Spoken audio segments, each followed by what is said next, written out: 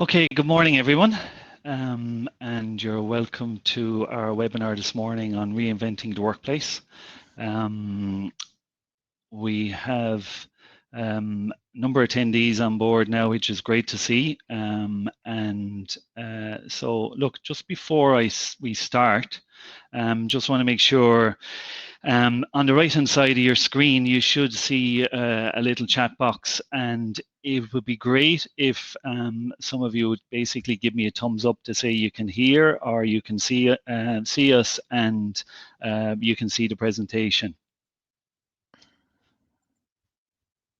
Good. Perfect. Great. We got some. So yes, all seems good. So that's great. Thanks, guys. So look, again, you're welcome. Thank you very much for taking the time out this morning. We won't take too long on this. Hopefully, we'll get through the webinar in about 30 minutes, and then pending on questions that you have later on, we'll see how that goes. So I'm joined this morning by my colleagues Johnny Kiley, technical manager, and Kathy Gilmartin, our marketing manager, who will moderate the webinar and keep us all on the straight everyone. and narrow. Morning, everybody. Good. So, and look, I just want to introduce myself. I'm Neil Phelan, and I'm a director here in HCS. So, welcome for those of you who know me, and for those of you who don't. Hopefully you'll get to know us a little bit more over the next 30 minutes. If you don't mind, I'm sure you don't really want to be looking at me over the next 30 minutes. So I'm going to flick off my video so that you only have to endure listening to me. But look, at least it means you can just concentrate on the presentation. So I'm just going to flick it off, and I think the other guys are just going to flick off their videos now. We'll interact with you a bit during the session. So just turn off. So what will we be discussing today? So a couple of areas. Just want to give, there's a number of customers on board, and we also have a number of hopefully potentially new customers. And so we're just going to give a very, very quick introduction to HCS. I then want to have a chat about reinventing the workplace. Why now? We want to look at what are the common pitfalls that maybe people take along that journey. We're going to take a look at the reinvented workplace as we see it versus the current maybe typical workplace environment. We're going to have a look at two particular case studies of customers that we have worked with in the past 6 months, and we'll just give you an overview of their setup now, which we consider to be the reinvented workplace. And Johnny is going to take us through that particular session, and then we'll just go and we'll have we'll talk about how you can reinvent your workplace. So just a quick introduction to HCS. We're consider ourselves a leading technology solution provider for small, medium-sized businesses and enterprise. We've 20 plus years experience. In fact, we're established since 1994, and we have offices in Dublin and in Waterford.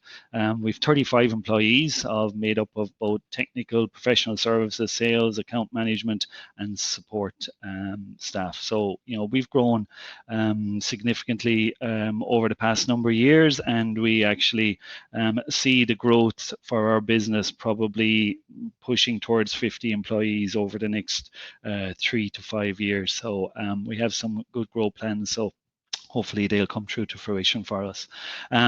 We have 300 plus clients at the moment who we service and look after in various levels of service in terms of managed IT services or software development or software provision, etc. We have a nationwide reach. Technology now allows you to look after customers wherever they may be, and we have customers in Castletownbere to Donegal, and we look after all equally as well, we hope. So reinventing the workplace, why now? And actually, just before I start on that, I actually had a actually, sorry. I just want to make a point in terms of the chat box on the right hand side. So if you have any questions that you wish to ask, place them into that into the chat box, and we'll address them towards the end of the session. So if as we're going through this, whatever you think of, drop them into the chat box. Kathy will go through them for us, and then we can answer those at the end. So whatever type of question you have, don't be shy. Feel free to interact as much as you can. So reinventing the workplace, why now?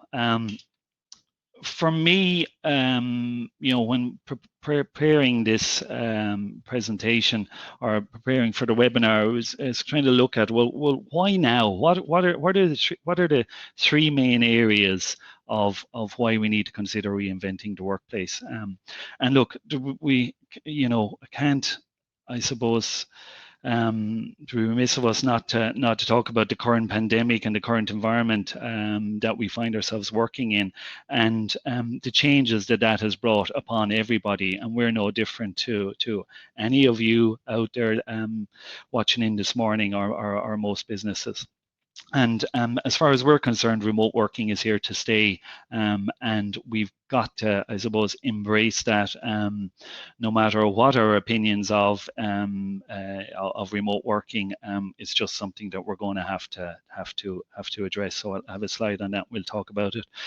We'll talk about the need for security, and how things have changed in terms of the security landscape.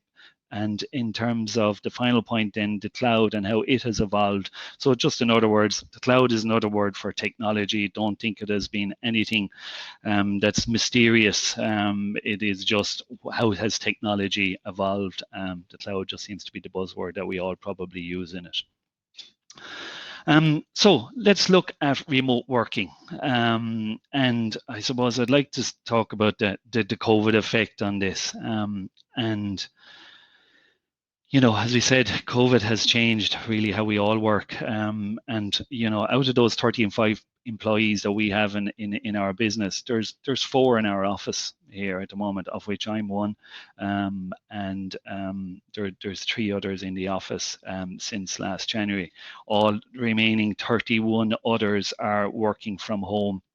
And we hope, from a customer point of view, and basically from the feedback and from the stats and everything that's going on, we haven't seen a huge amount of impact of having those people working remotely in terms of ticket resolution or problem solving or resolution times. We've had to make it work for us, but at the end of the day, technology has enabled us to work with our phone systems and with access to our systems, which are generally all in the cloud. We have made this work for us, and I think that's just going to have to be the case for everybody going forward. But I just wanted to pick up on a few particular stats which I just find very interesting, and they came off a report from Microsoft called The Future of Work, which they completed in November of last year. But 72% of companies have a remote working policy in 2020 compared to 22% in 2019. So massive shift towards the remote working. And then next stat that I picked up of it was 45% of employees will continue to work remotely for at least a third of their working week. I think we're all going to be destined to working remotely in some particular capacity. I think personally, I think it's a good thing to try and get that element of balance. And I know from our perspective, and it's testimony to our own employees, everybody was as efficient and as productive at home, and sometimes more productive than they would have been in the office. So our experience, I have to say, has been very, very positive. And I'll be honest, I want to acknowledge the employees, or HCS employees in that regard, but I think we all will have to do that going forward. But it's quite a stat to think that that's what employees are going to expect going forward. And then another one that I picked up, which is something that we I suppose are really interested in from our point of view, is 68% of Irish leaders said that they believe remote working will be an important factor in retaining talented employees. From a HCS point of view, we would always looked for employees who would have been close to our offices, close to our customers, be it was in Dublin or be it in Waterford or some way along the M9 corridor. We certainly have opened our mind to talking to people who are not within that particular space. So, in other words, if employees prospects in Galway or in Cork or Donegal, in terms of wherever they may be now, we would definitely have our minds opened up to consider, attracting new employees into the business. And I think that's something that we will have to do going forward. And a final stat that I just picked up was from Teams usage. I think we're all teamed and zoomed out, and that's the reality is, though, that's probably how we've survived over the past 12 months. But the usage of Teams rose from 20 million daily active users in 2019 to 115 million users at the end of end of November in 2020. Again, just a phenomenal stat. So there's some points that I've just picked up, and I think I'm remote working is here to stay, and we just have to go at it. So just to make sure that everybody's awake and still listening out there, we're just going to do a quick poll. So on the right hand side of your screen, you should see a question come up. Do you envisage all your employees coming back to the office after the pandemic? Yeah, if people would like to interact, and we'll see where the starts are.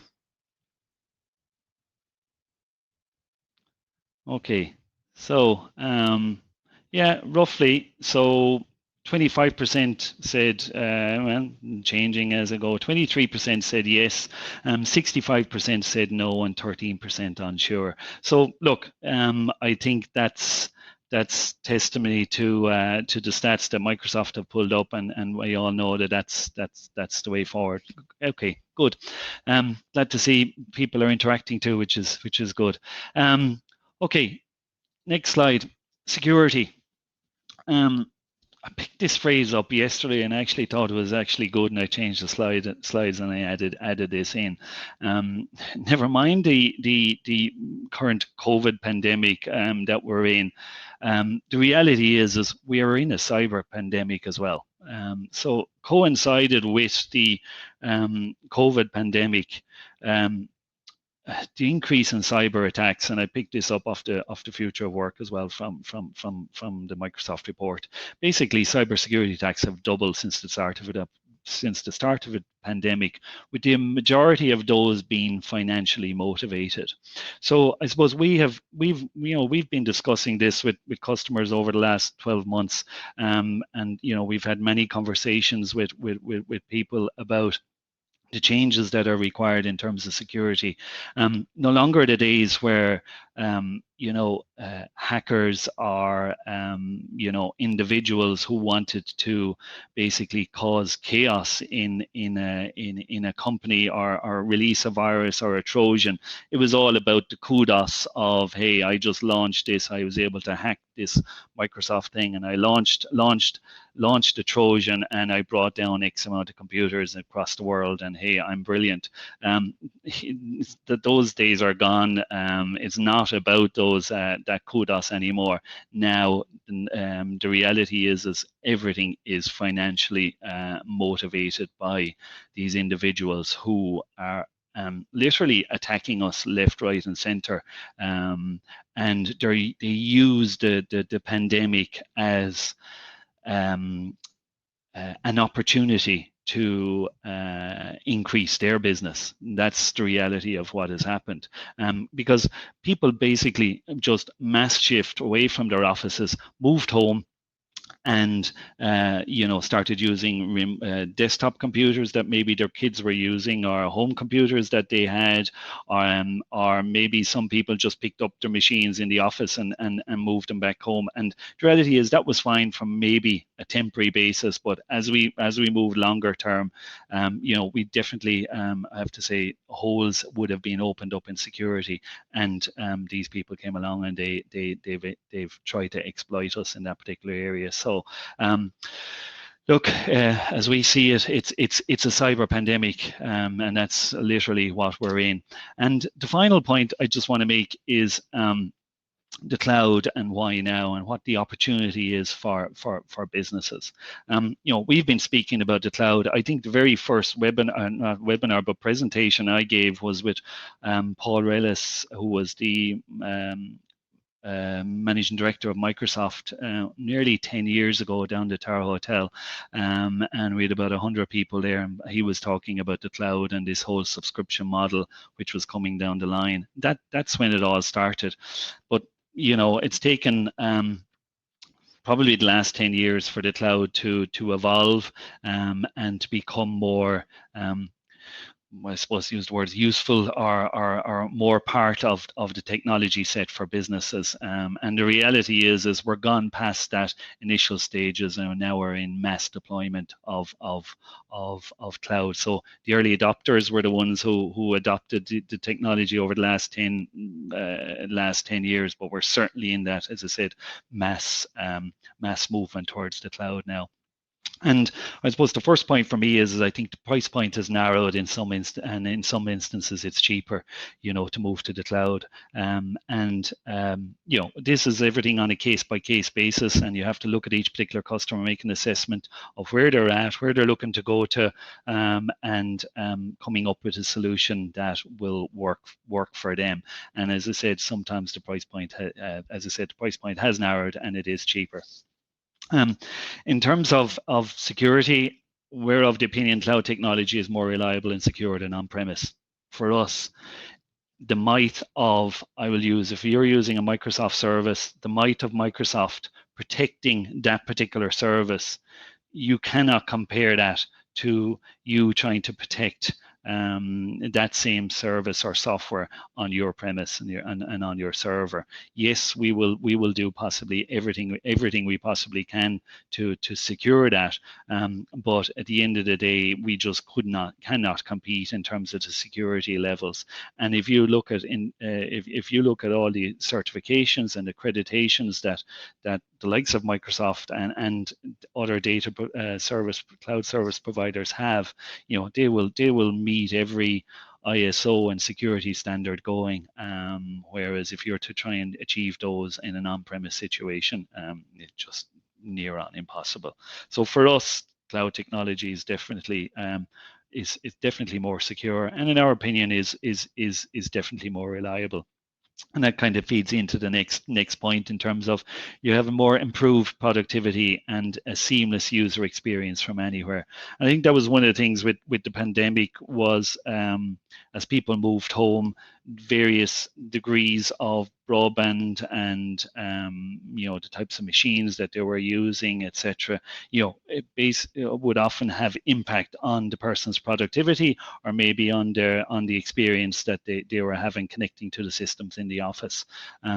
We're of the opinion that if you're using a cloud service and we move your apps and your data and all your compute power into the cloud, well, basically we will get a seamless user experience from no matter where you are. And we'll show you an example of a customer we've worked with who has had that.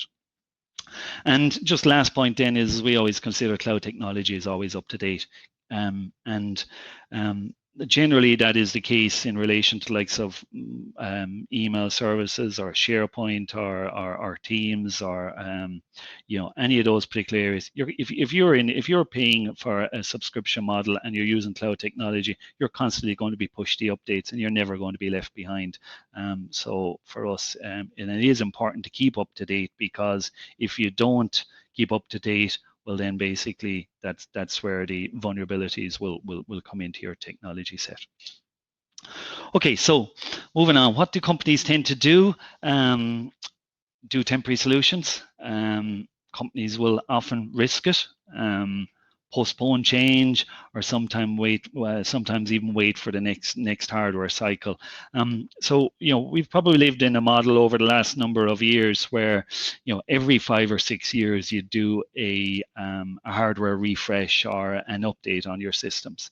And look, that's just been the way it is for the last while. That's the way we've all had to work, and it was the nature of how we implemented technology solutions. But I think with the shift towards the cloud, basically, and eliminating your hardware out of that situation, well, then you're not forced into this constant 5 or 6 year refresh.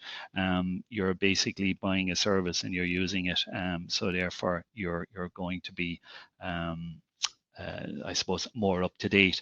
But that's what companies tend to do is let's say, oh, my server is 2 years old. I'm not going to do anything with it now. I'll have a look at it in 3 years. But what's changed in those 3 years? What's different about your business? Unfortunately, you're kind of sometimes tied with what you have. So it's like, minute you buy it, within 6 months it's out of date, but hey, I have to run with it for the next 4.5 years because I really need to sweat this asset. And that's what people tend to do. There's been nothing wrong with that, but this is where we need to change our thinking going forward. And I suppose maybe the other point there is just from a security point of view, people risk it. They go, no, it won't happen to me, or no, my employees are really good, they'll never click on anything. All it takes is one. And I don't think I need to say any more on that. And just a couple of last stats before we get into some diagrams, which hopefully will make it a bit more appealing in terms of the presentation. But just last thing, a few things are just why it's important to avoid the pitfalls. Firstly, 86% of the breaches in 2020 were financially motivated. So, and that was just from a report from Verizon in the US around their data breaches. Phenomenal. And it's you, it's me, it's every business, and you wonder, how do these guys get this information, or how do they know? But this is their business, and their business is to make money. And literally 86% of it was, as I said, financially motivated. Just coming on a 60% increase in cyber attacks in 2020.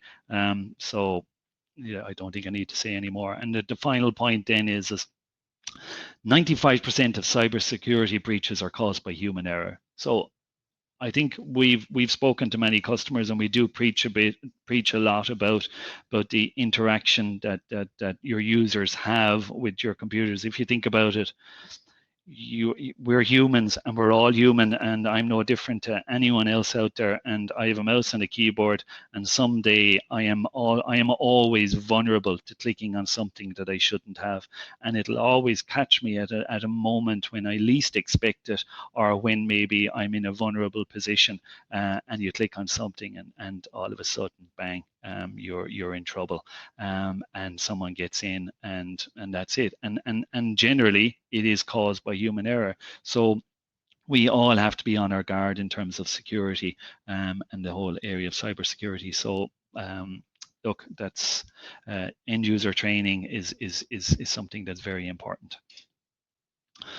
Okay, so let's look at the reinvented workplace and why we see, hopefully, what your workplace should look like going forward. But I think firstly, we just got to recognize what I consider is as the typical workplace environment. And hopefully people attending, you'll recognize yourselves in some shape or form within the diagrams that I'm about to show you. And you hopefully will be able to relate to it. But this would be a typical work environment where you have your main office. You're going to have a firewall protecting that office. You're going to have a network switch, and then you have all your cables connecting to your various desktops, connecting to your printer, and connecting to your servers. And that would be a typical network. In terms of your servers, you're going to have a file server for all your file storage. You typically have an application server. Some people have more than one. They could have 4, 5, and 6, depending on the size of their business. But generally, everybody will have some sort of internal business application. It could be something like Dynamics 365. It could be Sage. It could be Intact. It could be Keyhouse accounting systems. It could be any type of business application that's relevant to your business. But everyone will generally have something. And then you've got your Active Directory, which basically is managing all your network logins. So controlling the people who are here on your Windows desktops and how they log in and gain access to your files or gain access to your applications. That would, to me, is generally the main office. And then over the last number of years, we brought in, so people would have had maybe an email server. That email server has now gone to Microsoft 365. So, and I would say 99.9, actually, I'd say probably 100% of our customers are using Microsoft 365. I think the last of them went there in November. But so in Microsoft 365, that is a typical cloud service that we're paying for Microsoft, and generally we're protecting that then with MFA, and MFA is multi-factor authentication, so that to make sure that if whoever is accessing it is the people that has the right access to it. Everybody should have MFA turned on. Some do, some don't, but it's definitely something that should be on. And within Office 365, you have your SharePoint, your Teams, and your email, and your Power Platform, etc. Generally, what people are doing then is they're backing up. So we would back up those servers up to cloud, and we'd also potentially back up their Microsoft 365 too as well. And the another point then is the next part is the remote people. So this is what would have probably happened if you didn't have remote access to your office. This time last year, I think we spent probably 2 to 3 months just setting up remote VPNs for remote users to connect into offices. It was 90% of the calls that came in, and typically what you'll have is you'll have your a remote person, be it a desktop or be it laptop. They'll have a VPN client which they'll connect to the office. They should have MFA enabled on that to make sure it's secure, and they then can connect to their office files or to their applications. And speed here is very much dependent on the speed of the broadband, both at what the office has in terms of the volume of people coming in, and in terms of the user here, in terms of their broadband speed at home, will determine the experience that they're going to have. And the last thing is for most is they now have their phone system in the cloud. So if you're looking at your if you can recognize yourself here in this particular slide, great. I think a lot of you are already using cloud services, and I suppose in some shape or form now we're looking to really go to the next stage with it. So what happens in the reinvented workplace? Well, I'm going to show you 2 different models that you can approach this with. Actually, sorry, before I'll do that, I just want to, the advantages of this particular model. You own it, you control it, and owning a server versus renting has been cheaper. Look, I've heard this comment so many times, is I love to see the server in the comms room. I love to be able to walk over and turn that on and off myself, and I'm in control of it, and I don't want my data anywhere else. That's a comment that would frequently be said to me. That's fine. You own it, you control it, but you also then have to make sure you secure it and you provide access to people for that. In the past, it certainly has been probably cheaper to own it rather than what I'll say rent it as a service in the cloud. So there would be some of the advantages. The disadvantages, difficult to secure against cybercrime, difficult to secure your company data. Not impossible, but it just is difficult. various user experiences dependent on location, lots of failure points and risk of user downtime. And look, I suppose this is where we've built our business on over the last number of years. So in one way, we can't knock it, but we've been tried to be there to make this as secure as we can for you and to give all your users as pleasant an experience as we can with the solutions that are put in place. And then I suppose the final point then is look, it requires frequent capex investment and dependent on a 5-year cycle. Okay, so where does the reinvented workplace? As I said, we're looking at two different models. One is the apps, data, and compute. The first one is the apps, data, and compute model. Okay, so here's my typical main office environment again. I won't go through what I already have done. So next step is I now have my phone system, I now have my Office 365, I have my cloud backup, and now I'm introducing this new cloud. Okay, so for me, this new cloud essentially is Microsoft Azure. We're a Microsoft Gold partner. We work, every solution we do is built around the Microsoft solution set, and for us to use Azure, which is Microsoft's cloud services solutions, that's our platform of choice. So this cloud is supposed to represent Azure. So how do we move to the cloud, and how do we transform or reinvent our workplace? Well, first point is we need to move your Active Directory to the cloud. So where people are logging into and when they're logging into your network and getting their identity, we will run this through Azure, what we call Azure Active Directory, and that's here. So we're moving what was here up into the cloud. Next thing we do is we move, and for this purposes, we move your data into your files into the cloud. Now we have a choice. We can either use what was called Azure Files, or we could use SharePoint in the cloud. And we have a number of people using SharePoint, but just for this purposes, I just wanted to show we picked up your server, and now we've used what we call a service called Azure Files, and that's now in the cloud. So now the next thing we're looking at is the applications. So we basically now move the application server into the cloud. So however many servers you have or you need in terms of your applications, we can deploy those servers in the cloud and deploy your applications to them. And the final point, so we've moved, so this is what's happened in your main office. Everything is gone from here. And what I'm left with now is I still have my firewall, I still have my network switch, and I still have my desktops. So effectively what's gone up is my apps and my data. Next step is the following in terms of your Windows desktops. So effectively, we're moving the compute power, which was in the Windows desktops, up here into the cloud, and it's providing you with a Windows 10 virtual desktop in the cloud. Now, this is if you see any technology or you want to look up any slides, look up what's called WVD. It's called Windows Virtual Desktops, and what this is basically is a full desktop for each user. In the cloud, that basically everybody is now working within Azure, and what was on your network down here in your main office is now everything is up here. So my apps are here, my data is here, and my compute power is here. Everything is in the cloud.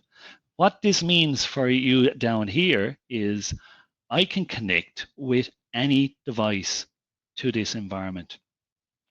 This can be an aged PC. It can be just a dumb PC that has no, that's just called a terminal device. As long as I've got a screen and a keyboard, and I can connect to the Azure cloud, well, basically, it makes no difference what type of machine you have here. You can basically, everything will be running up here. So all your computing power is going on. So be it an old laptop or be it a tablet, or you want to collect, you won't do it with a phone, but if you wanted to, you could.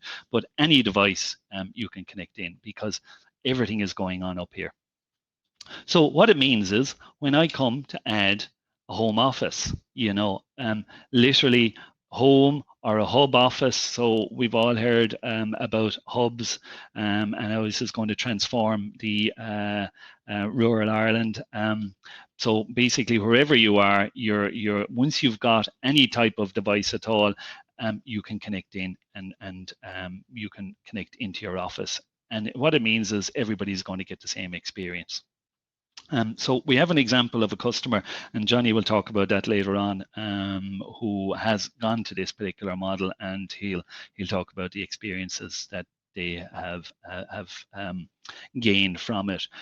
Hopefully, I've explained that well enough, and people understand what the concept of everything in the cloud, and this literally all you're doing at this particular level is just providing internet access from any device. Okay, so the next one I just want to have a look at as an alternative, and this is what I will call the serverless solution, and it's for apps and data only, and this might suit some customers too as well. So again, I got my main office. I've got my services again, 365. I got cloud, and then I've got Azure. I got my phone system. So first things first, I'm going to move my Azure Active Directory for logins. Next thing I'm going to do is I'm going to move my files. Again, the option, I can either use SharePoint or I can use Azure Files. Now what I'm left with is my apps. Okay, so I'm left with my Dynamics or my Sage or my Intact. I am of the opinion is that any software vendor who is modern in their thinking,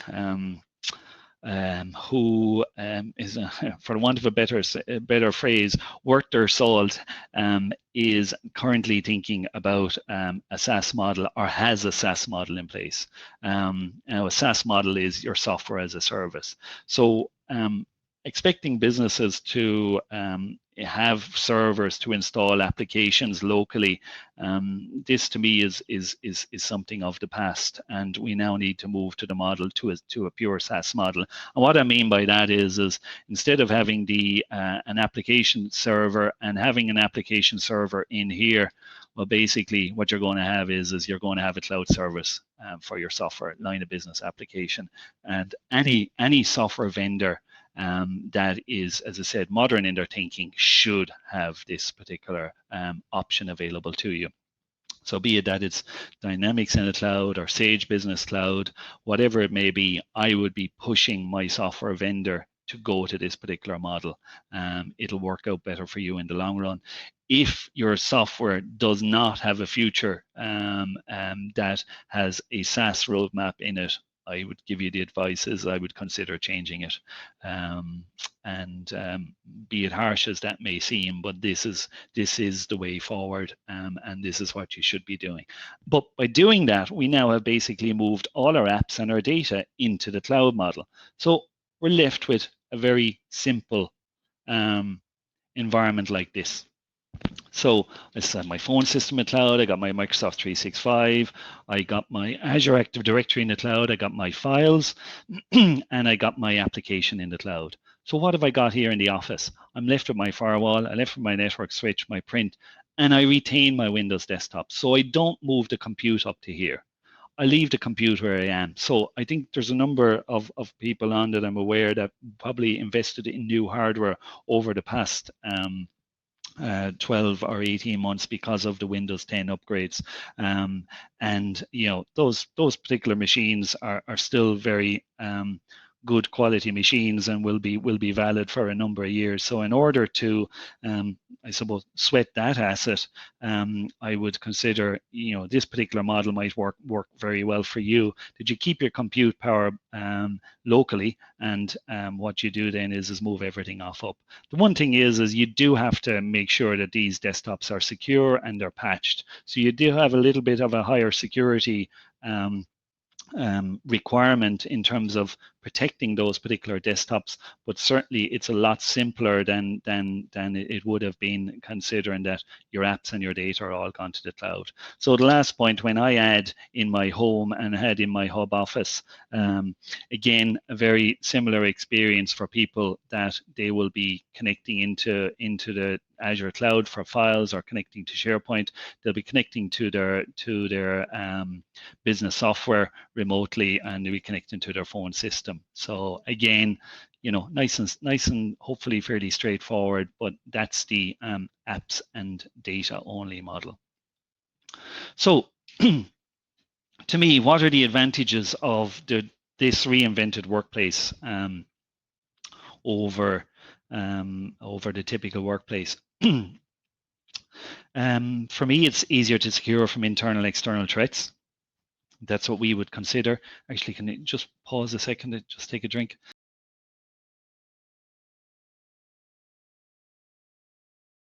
Apologies. Okay, yes, it's easier to secure from internal and external threats.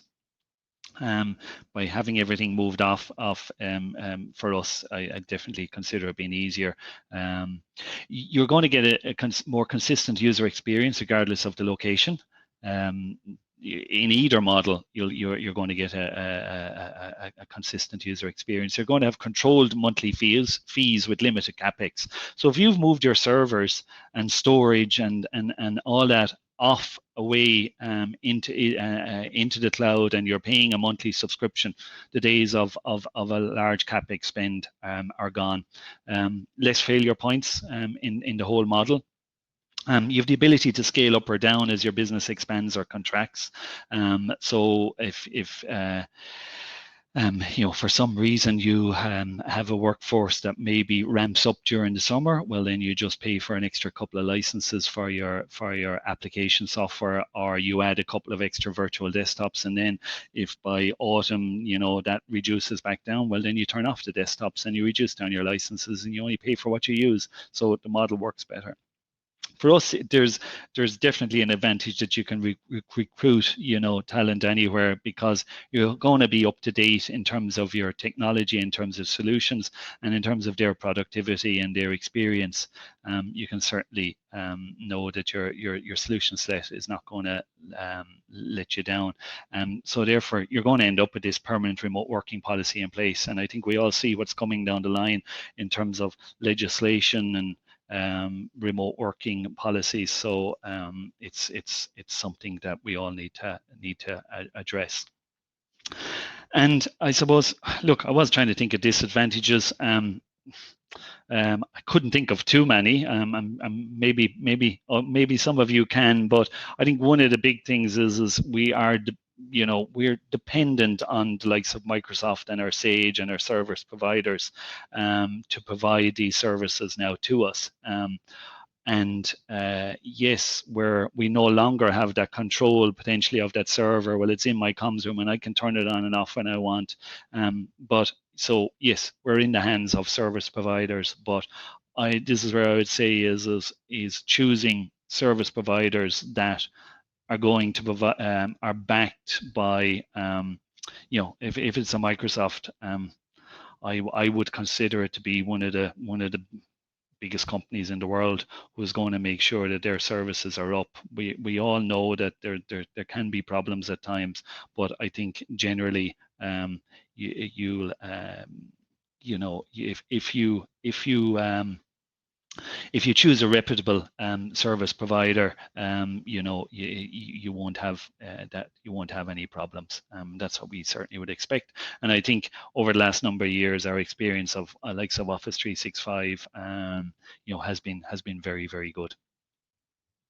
So, what do benefits look like? Okay, so look, I'm going to just hand you over to Johnny, who is going to talk about two customers. One was Nursing Homes Ireland.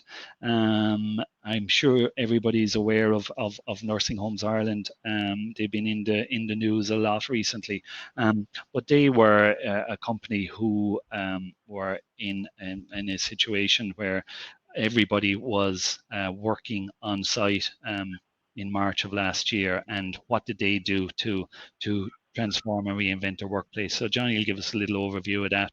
And another customer is Cassidy Wines, who we worked with earlier this year, who were looking, they were with another provider, and that provider was forcing them down a non-cloud route, and looking at getting them to invest heavily in on-premise servers. And we came in and we proposed a full cloud solution based on the apps and data model, and we'll just show you what they look like now. So, Johnny, I'm gonna. Okay, thanks, Neil. Okay, guys, good morning. As Neil said, I'm just going to run through basically two of the high-level ways that this can be done, the way we did it for two different customers. The first model is what we refer to as infrastructure as a service. In this model, essentially, you're running the virtual machines up in Azure. So Nursing Home Ireland, as Neil said, they were essentially, pre-COVID, they were almost entirely office-based. They did have, like many people would, they'd have one or two VPN users who, for meetings out and about, or maybe to do an hour or two from home in the evenings, but essentially everybody in the office came into work from their PCs, and when they went home, they were done. The kind of problems they were facing was the physical servers in the office were kind of on aging hardware. They were also running a website, a members portal that was also running on this hardware. And the backups that they were running, again, were local backups, because the broadband in the office, while it was sufficient for kind of, general office use, wasn't sufficient to do image backups of all the servers on a nightly basis. Then COVID hit, and everybody had to run out of the office, and panic buying laptops from everywhere, from Tesco's to Harvey Norman's, or borrowing them from people. And we had to set up VPNs so people could VPN in from home, and they were working on their work computers. The problem with this was the computers in the office were kind of always on, and that's a security problem. And because the systems were all coming through hardware and internet connections that were never designed to support that level of a remote workforce, the experience wasn't great. And when users are having a bad experience, they'll tend to find other ways of doing things. They will email themselves spreadsheets. They'll set up things like Dropbox or Google Drive, and you end up with data all over the place, which is very, very bad when you're dealing with sensitive information in the age of GDPR, and as we've discussed earlier, in the age of a cyber pandemic that's happening at the same time. So we were asked to provide a solution, and the solution that was designed was basically focused around a couple of things: the reinvented workplace, so everything was running from the cloud, and to ring fence and protect the data. So what we did was we built virtual servers up in Azure. So there's an Azure file server, Azure Active Directory server, an Azure portal and SQL database backended server. Then there's a virtual desktop set where all of the users connect in. So all of the users are basically working from any device. They're connecting into this virtual desktop solution. They're authenticating with their email address and password, and there's also multi-factor authentication on it. You can enable things like conditional access, where you can basically say that such and such users log in from 7 o'clock in the morning until 7 o'clock in the evening, Monday to Friday, and after that time, access is shut down. This restricts possible exposures that might happen over the weekend, or cyber attacks and compromised credentials and all that kind of stuff. One of the biggest benefits, again, was it's an all-in-one data location. There is no need for the spreadsheets or the Word documents or any of the data to leave the Azure environment, because basically once a user has internet access, they can connect to their desktop, they can open it, they can work on it, they can save it. It all stays up there. It's prevented from coming out of that environment and back down onto the local PCs. Another benefit for them was that because the data is in the cloud, they're now surfing at basically data center speeds. When they're on their virtual desktop, they have a gigabit broadband connection up and down. They're right beside the Microsoft data center set, so online SharePoint files, all of that stuff, emails, it's practically seamless.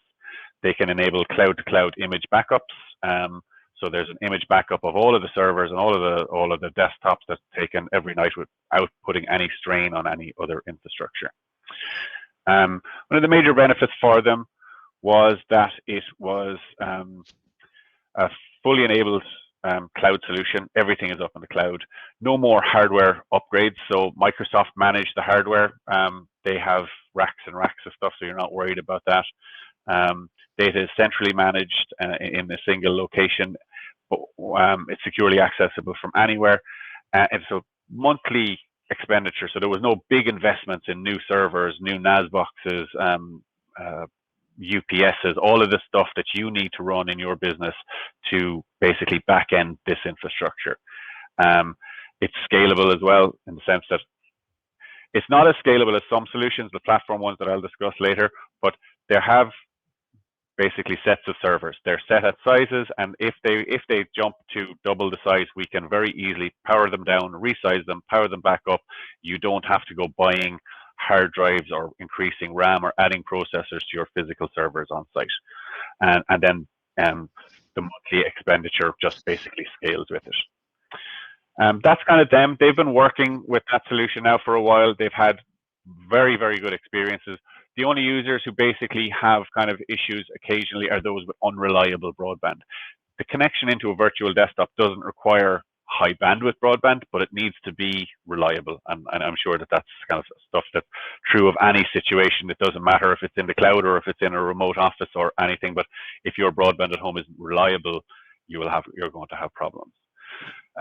Neil, can we move on to the next slide there, please? Yeah, Johnny, can I just make one point there? Just was in relation to this data security barrier, that was a major point for this customer, in that they're dealing with sensitive data in relation to patients and that in nursing homes Ireland, because their end user customers who are nursing homes have access, they'd have portal access to in as well.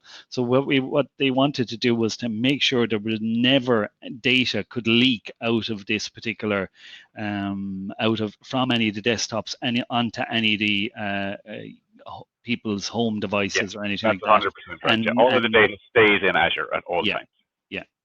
Good. Okay, move on to the next one.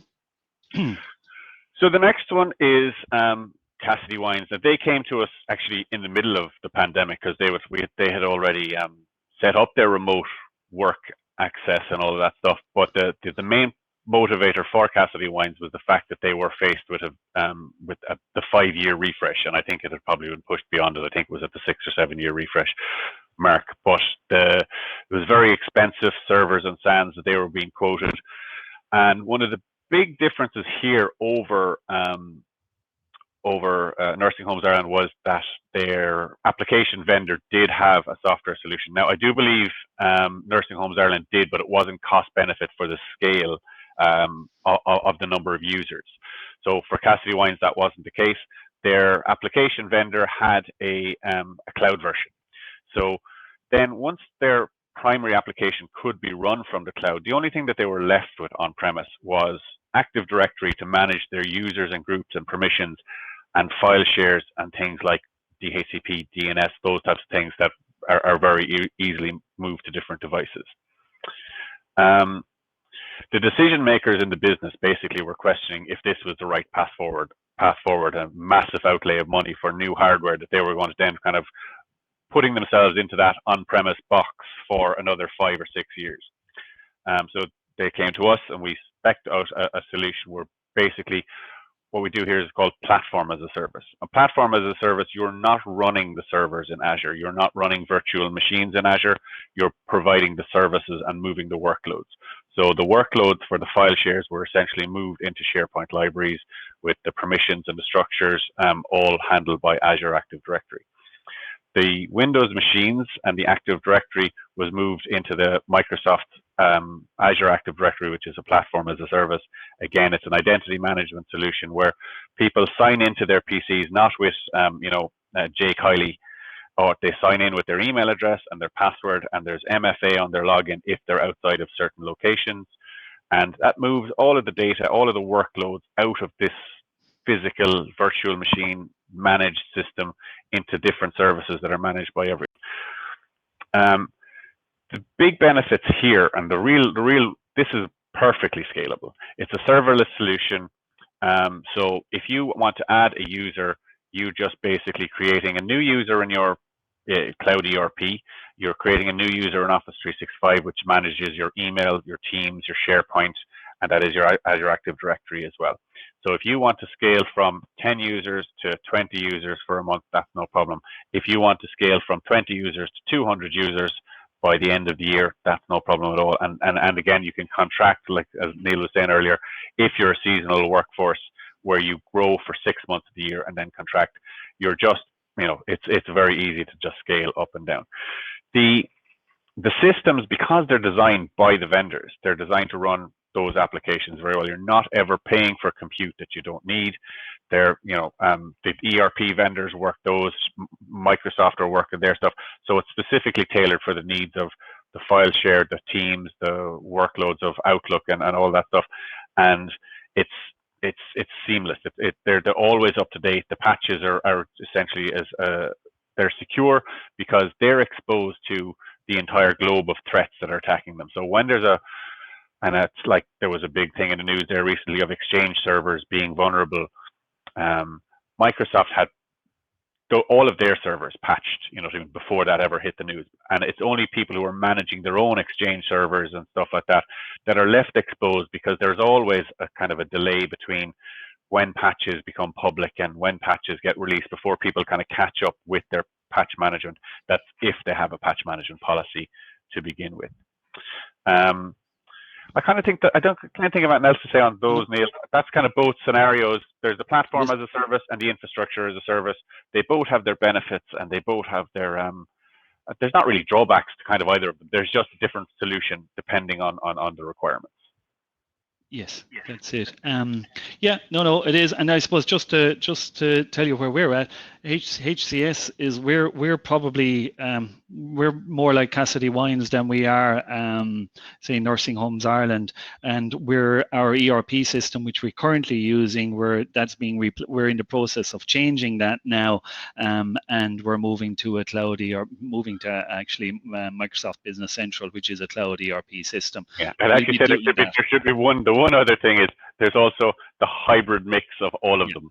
These are the two kind of clean, perfectly full cloud solutions, but there is a hybrid mix to both, where some things are in one cloud, some things are in another cloud, and that's kind of that's what kind of the real world, the less perfect versions of all of these things. Yeah.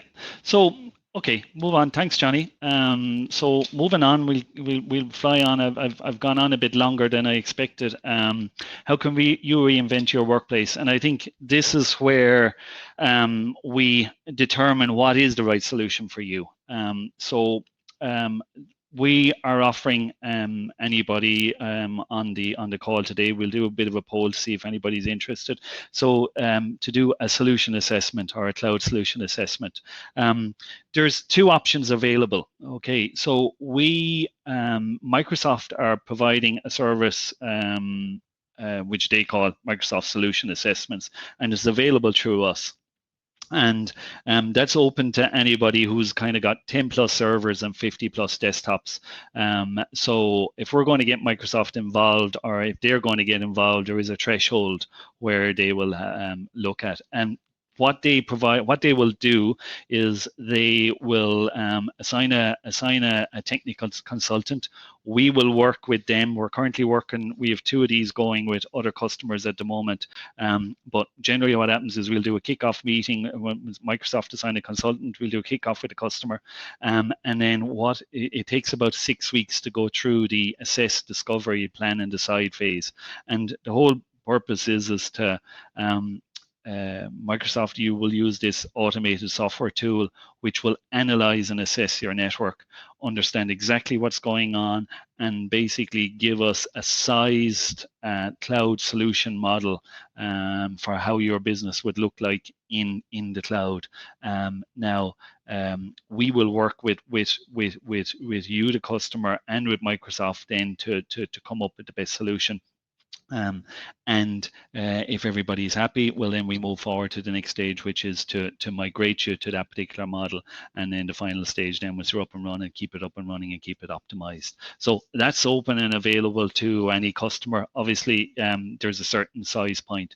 For customers who are below that size point, we will do a solution assessment with you, and we're happy to do that for anybody. We've thrown up a poll there if you'd like, to discover more about it, the Microsoft or the HCS solution assessment. Just you can put in an answer there, or you can call speak to someone in sales or speak to your account manager, and we're quite happy to do the assess, plan, and decide and migrate and optimize assessment as well.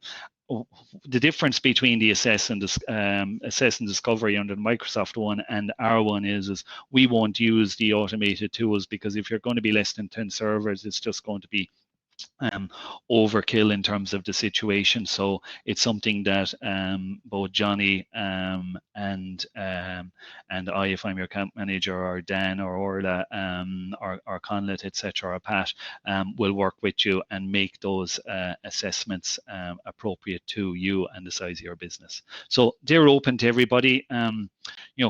We'd be happy to work with you and help you try and move to the cloud or reinvent your workplace. So just before we just get into questions, I just want to make the point. We kind of have 4 different areas as we see as businesses need to evolve and adapt over the coming rest of the year, and we bucketed into 4 different points. You've probably seen this in our marketing anyway. For now, this is the move to the cloud one. We will have future webinars on stay secure, modernize communications, and use the power of Microsoft 365. So certainly stay tuned for those. Okay, so questions. I do see, and there's been a number of questions come in. So Kathy, do you want to Yep, sure. jump in there? Yep. Yeah, we have a few questions coming in. We're a bit over time, so we go through these quickly. And just to let everybody know, we will be sending out a recording of the webinar by email, so you will receive all that. So the first question: what about large amounts of data in the cloud, like large audio or video files? Is it a runner for this type of data? Yes. The short answer for that would be there's massive benefit to storing large amounts of data in the cloud.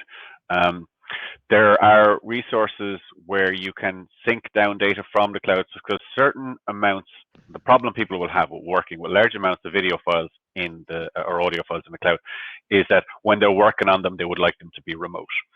But with the Azure File Sync, you can store terabytes of data in the cloud, and it will sync down what you want to sync down, or what you have accessed recently, and then it will recycle the storage for the other files and keep them up on the cloud. So you could have a file server on site that's kind of 500 gig, and you could have 8 terabytes of data stored in the cloud, and it'll pull down the files as you need them to work on them, and then recycle them back up once they're done.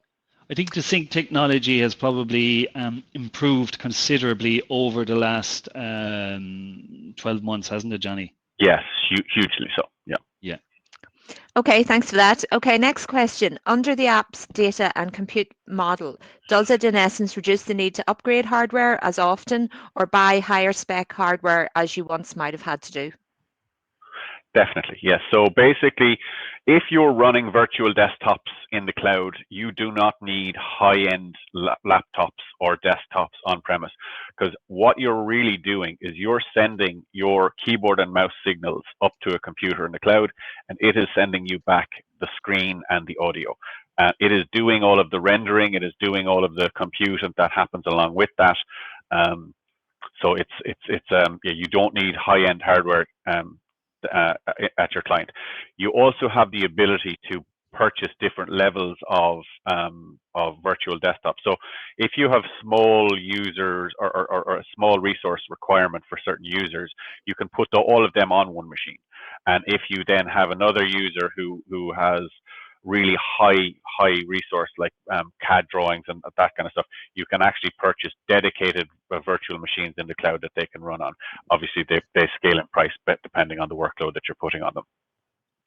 Okay, thanks for that, Johnny. And the final question, do I understand that your primary application must be cloud-based?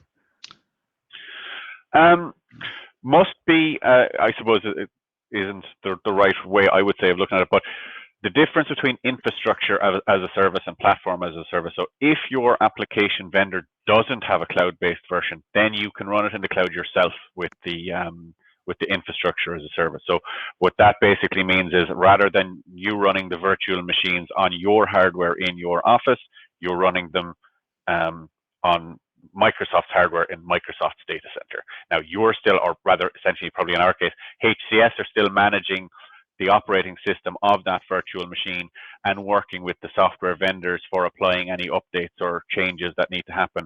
And we provide remote access to the vendors, but they don't have to have a cloud version of it for you to move the application to the cloud. I think I was probably just on that one. You know, I'd be very much an advocate that it would be something that you would work towards. Is getting that application to be cloud based, and hopefully any software vendor, as I said, worth their salt, is probably working towards that. If they're not, I would be questioning it. But it certainly is a both situations can be handled. Yeah, well, what I'd say as well, though, a lot of them are working towards it, but you might find that it is cheaper to run it yourself. You know what I mean? A lot of them are you know, if at the smaller scales, sometimes they have, because to run the servers in the clouds themselves, they're often running them at bigger scales and charging you for that, whereas you might find it cheaper to run them at smaller scales and run the virtual machines yourself. But the thing is, both ways are possible. Both options are always there. Yeah. There's one last one, Kathy, which is interesting. Yeah, an interesting one. I'll let you take that one, Neil. Yeah, so if I transfer to the cloud, is my position in terms of what is my position in terms of computing if HCS went into liquidation? Look, I very much hope that HCS won't ever go into liquidation, as do 35 employees, I'm sure too as well. But look, the point is we're the I suppose partners that are providing the service. The service that is being provided is from Microsoft. That is transferable at any point in time to any other partner, or you can take it up directly, and you as the customer would have administrative access into that environment to move it as you wish. And I think this is one of the key advantages of why I would choose a reputable cloud partner like Microsoft over a cloud partner who is offering just their solution. Running their own stuff in the cloud. Yeah. So yes. There is no cloud. There is only somebody else's computer. And when you're running your stuff on somebody else's cloud, then they generally are purchasing hardware and renting rack space in data centers in Dublin and London and such, but those are their hardware and their resources. Now, if those companies go into liquidation, then the liquidator can come in and take those hosts away. And that's why, for my own mental health and grey hairs, I won't allow us to go down that road. We resell Microsoft services. So when you're running in the cloud through HCS, you're running on Microsoft servers. That's the cloud that you're running on, and they're Microsoft backed. So if Microsoft go into liquidation, then we'll have other problems. We're all in trouble. We're all in trouble then. Okay, guys, good luck. I really didn't expect this to go on as long. I probably, hopefully I didn't bore you. I spoke a bit longer on the slides than maybe I should have. I just want to thank you all for your attendance this morning. I hope you found it beneficial. I want to thank Johnny. I want to thank Kathy for helping out and getting the webinar done. And look, if you have any, if you have any further questions or any comments or anything that you'd like in relation to this, please feel free to reach out. You can reach out to me or reach out to your account managers, and hopefully, we'll all get moving to the cloud in the future. Once again, thanks very much. Thank you. Bye-bye.